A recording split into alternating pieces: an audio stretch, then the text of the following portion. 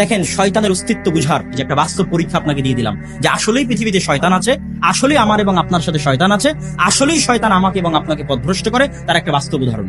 ফজরে যাদের ঘুম ভাঙে আর যাদের ঘুম ভাঙে না, তারা পরীক্ষা করে দেখবেন। ফজরের রাত্রে ঘুমানোর সময় আপনি যদি উজু করে আয়াতুল কুরসি পড়ে নাস ফালাক ইখলাস পড়ে এভাবে হাতে থু দিয়ে গোটা শরীর মেখে ঘুমানোর দোয়া পড়ে ঘুমালেন, মানে প্রত্যেকটা হচ্ছে শয়তানের দরজা আপনার রক্তনালীতে বন্ধ করে দিচ্ছে।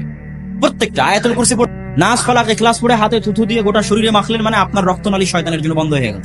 উজু অবস্থায় আছেন, 2 রাকাত সালাত আদায় করে আপনি ঘুমানোর দোয়া পড়ে ঘুমাচ্ছেন, মানে তখন আপনার শরীরে কে নাই?